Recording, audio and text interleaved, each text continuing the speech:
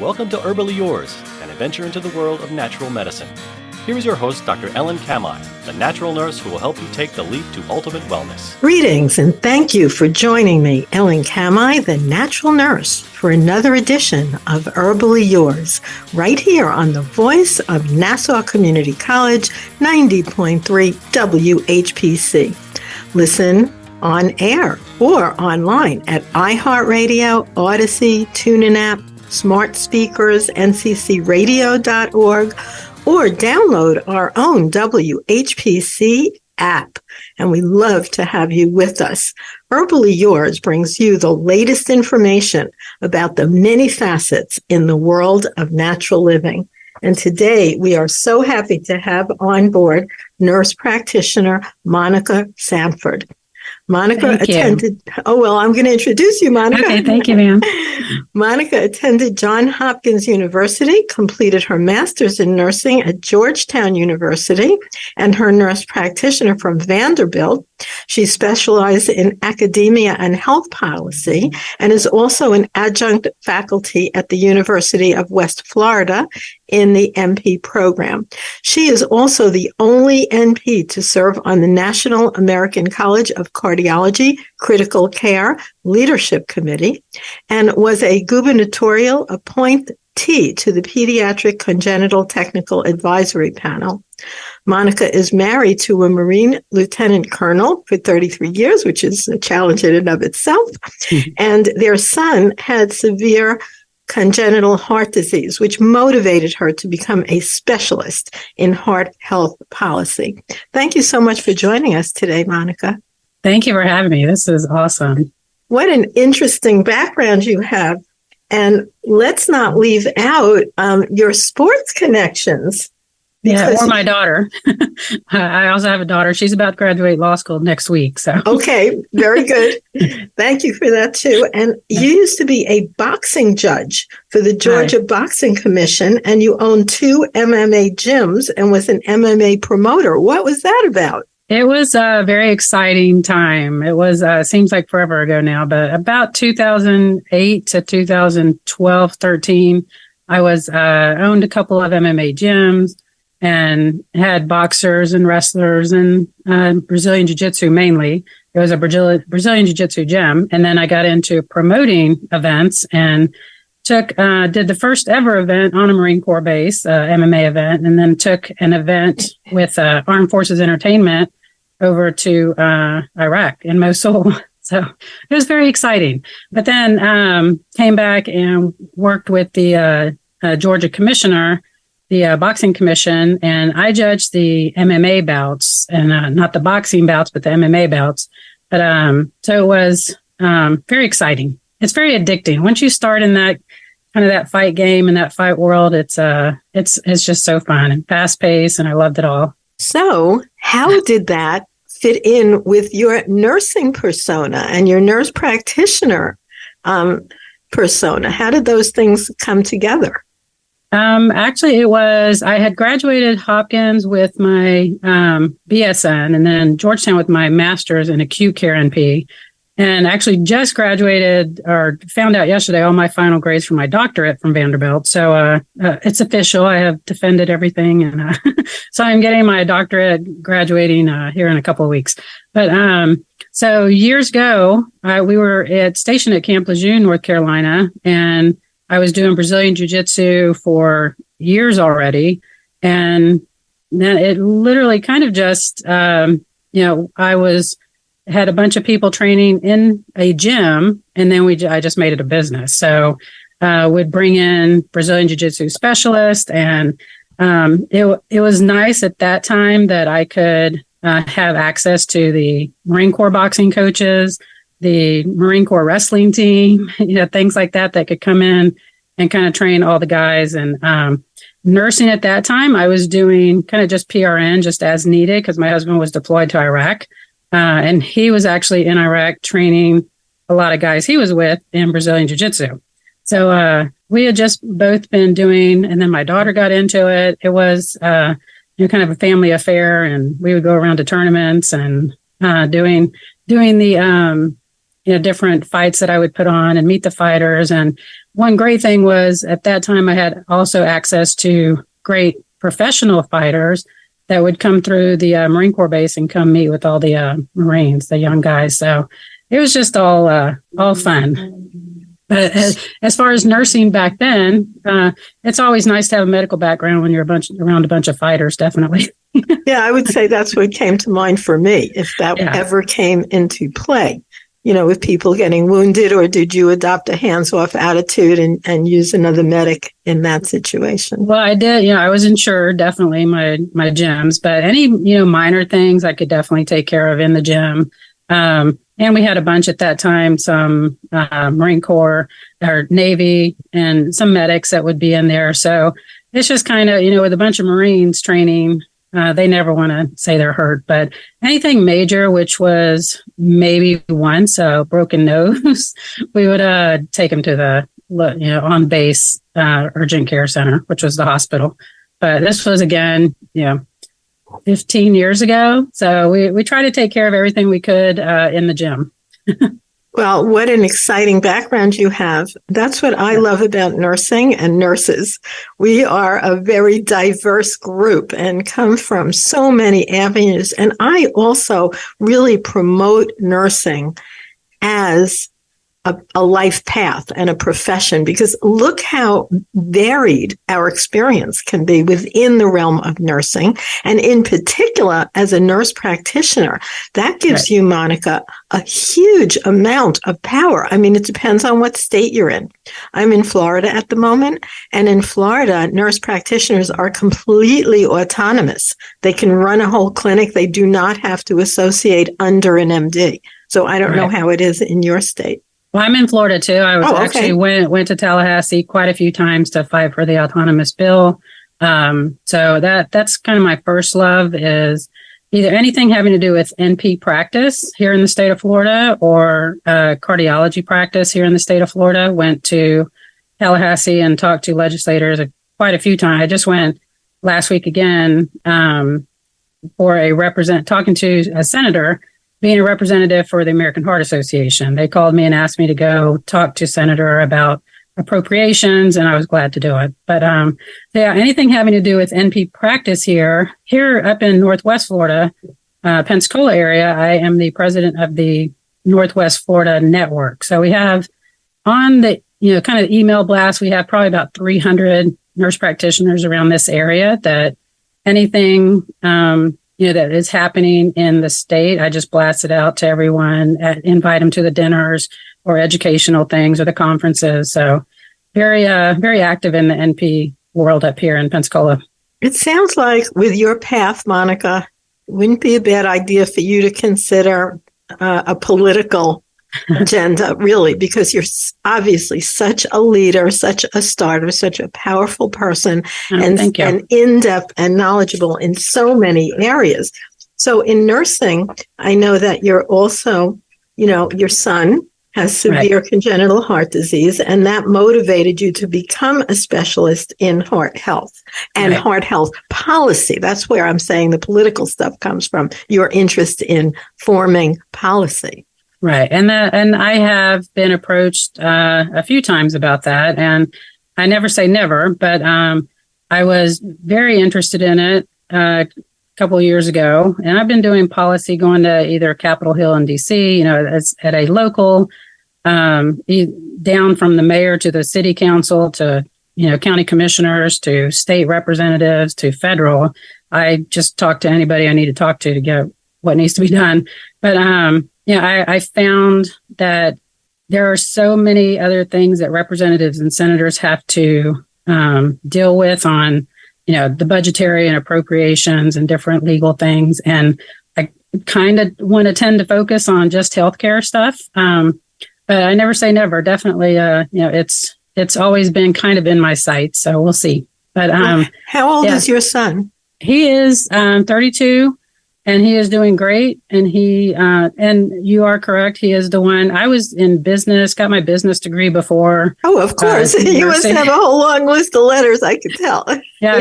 So I did business, got my bachelor's in business administration, like forever ago first. And then he was born with a congenital heart defect, and that literally, changed your purpose and your path in life, in that moment. So everything after that was geared toward cardiology. For over 15 years, everything I did as a nurse was CVICU or CCU, critical care cardiology, cath lab, things like that were always around cardiology. And then as a nurse practitioner, went straight into cardiology. So inpatient cardiology, I did PRN hospitalist for almost 10 years now. So it's anything having to do with kind of inpatient critical care things. However, I can't do kids. I can't see kids sick, which is, but on the pediatric technical advisory panel, I am the only nurse practitioner on that,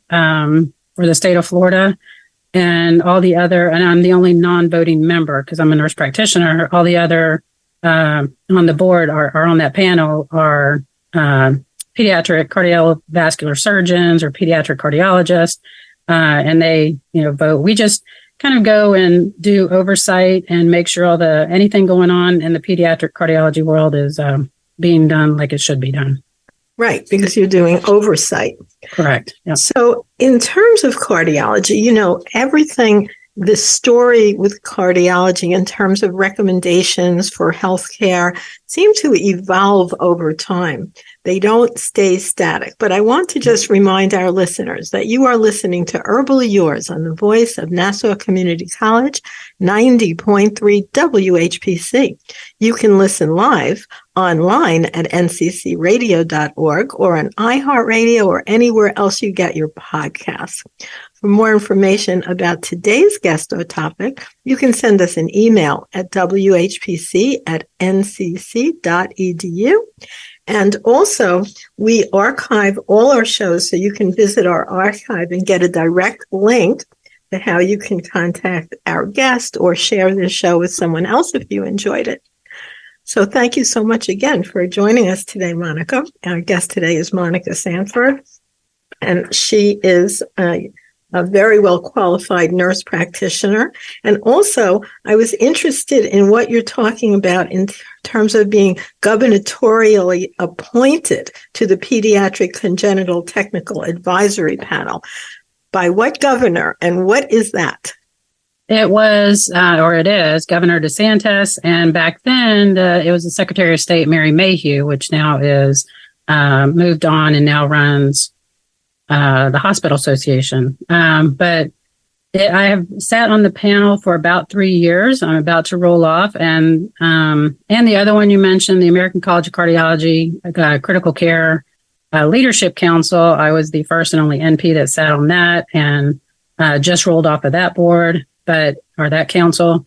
But the gubernatorial was from Governor DeSantis, and I love it. We sit on there. We have another meeting coming up this week, and we just hear basic, all the data and metrics that all the hospitals around Florida are doing for the pediatric population in cardiology. That is really interesting. I recently went to a meeting at NOFA University, which I'm sure you've heard of, down here in South Florida. And we actually had not the Attorney General, but the head physician of Florida. He was here, and he gave an absolutely amazing presentation, and we met with him as well. So in terms of cardiology, things seem to be evolving all the time, like certain things that were 100%. recommended. Right. Yeah. It's ongoing. So someone like you, who's a real specialist in this field, must see incoming information, and then a few years later, you get the opposite story in terms of things that are useful.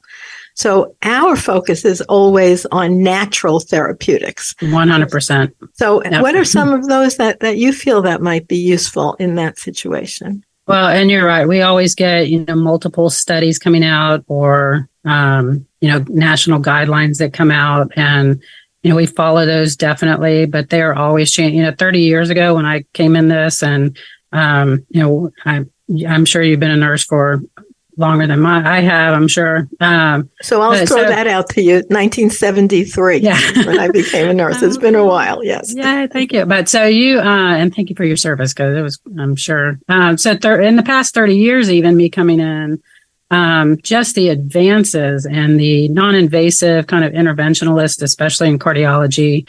And we've gone to, that it had to be open heart surgery to minimally invasive everything now, and the mechanical support we have now. And, we have people, I just went actually to UF, since you're in Florida. I went to UF a few weeks ago and did rounding with them on their transplant, their heart transplant, and their pediatric cardiology unit.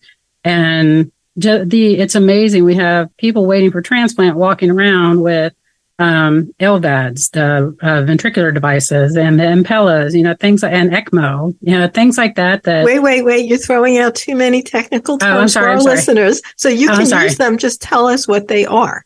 Just the left ventricular assist devices that actually help the heart, the ventricle pump waiting for transplant or a bridge to transplant. 30 years ago, they were kind of monster mechanical support devices, and now they're so small and people can wear them almost like a purse, carry them around. And so it's amazing what they have now. But to go back to natural, I am all for, if I can help somebody avoid escalating medications or decrease their meds or avoid medications at all by increasing kind of their lifestyle modifications. And I have written prescriptions for walking, or, I have written prescriptions for go attend this lifestyle modification class and nutritional class and things like that, and they have to show me that they did it. But, just to improve the overall quality of life through nutrition and, preventative medicine. Of course, in cardiology, a lot of my patients have a ton of comorbidities and diabetes and high blood pressure and things. But so using nutrition as a preventative measure to improve their overall functional capacity. That is mainly my goal is, and I love it when, and so many studies have come out now about, just a 6-minute walk test. If you can get out and do a 6-minute walk, that's going to increase your, pulmonary capacity, cardiovascular, circulation capacity. But of course, anybody listening, go to your... I just want to ask you, is there a rate that's suggested? Because you could just go pretty slow. It's not really... Well, and that's what I tell them. Yeah, and that's what I tell... And of course, anybody listening, go to your provider and ask them, because some pulmonary, any kind of fibrosis or cystic things, they need cystic fibrosis. They need to check with their pulmonologist and their provider first. But I tell them, just 6 minutes. You can go as slow as you need to go, but just go 6 minutes. And sometimes we start out at 3 minutes. And they build up to 6 minutes. But you'd be amazed at, one, how many people can't even walk 3 minutes, just walking 3 minutes. And then, but eventually within 3 months, I've seen these patients go, it's kind of like a cardiopulmonary rehab. They go from the 3 minutes to the 6 minutes, only going, 300 to 500 feet to 1,500 feet. So, and within the 6 minutes. So they're gaining speed, they're gaining the pulmonary function. So the 6-minute walk, is... I'm glad you're mentioning that, because I usually recommend actually that people walk half an hour, but also the time rather than the distance. Because I'm talking about people who are more functional, obviously, and they just have to carve out their time because they're always like, no, I don't have any time to exercise. So you're going to sit on your butt 24 hours a day instead of, 23 and a half hours a day. You can't take a half hour. But I'm so glad you said that, because that's the main thing we hear is I don't have the time. And I'm like, 3 minutes, start with 3 minutes. And then as soon as they go out that 3 minutes, then they're literally wanting to do more. So then they come in and say, I did, 3, because I write prescriptions for 3 to 6 minute walks, 3 to 5 times a week. See, that is so exciting. I really think all prescribers should prescribe lifestyle changes. Walking for one thing, and other lifestyle changes, because I'm part of the NIH committee on wellness. And they're even talking about inputting that as a specific recommendation for healthcare providers, where actually much more aggressive natural therapeutics are used first, such as dietary changes, exercise, and even botanical medicine before the prescription pad is pulled out. Right. And that would save a lot of people a lot of suffering. So that's so exciting that you actually tell them to walk. I do. And I give them a log, a 30-day log, count your heart rate, your blood pressures. That's the main thing is people need to know their numbers, know their heart rate, their blood pressure, their weight, their cholesterol, their, thyroid and kidney function. Some people don't know their hemoglobin A1C. It's like get a baseline, get your numbers. Then here's a policy issue for you. I'm going to ask you about this. I went just for a regular, the yearly check-in thing the other day, and I like to know a lot of numbers. Like I usually will get actually a Genova test, which is 17 pages, where you know every single thing going on in your Krebs cycle. And if any of those are limiting factors, okay, they can't always do that. So I went to just my regular doctor and said, well, I would like to get a vitamin D and some B vitamin. They cannot, they said, well, if I put that in there, it's not covered by insurance. And A1C, they said, is not covered by insurance because you're not at any risk for a diabetic episode. So what in terms of the policy? Well, it would depend first, I think, on insurances, if it's coming from a primary care or a specialist. If you are referred to somewhere, they're definitely going to take it. But mainly it would depend on how many times you want it. If we're doing just a baseline once a year, that should be appropriate. I have regular straight Medicare. So A1C, I really believe, should be used more, and vitamin D levels, because by knowing it's low and increasing your exposure to sunlight or using a good quality and eating foods that have more vitamin D, like sardines or all kinds of ways, and then have it retested, because you could avoid a lot of disease processes just by, like you said, knowing your numbers. Right. And that is, I would definitely draw it. I love having the vitamin D numbers. Because that can also cause kind of a lot of neuropathy type symptoms and and B12, so we need to know those numbers. You have kind of just this, kind of mixed bag of complaints. Those are usually the first things I draw.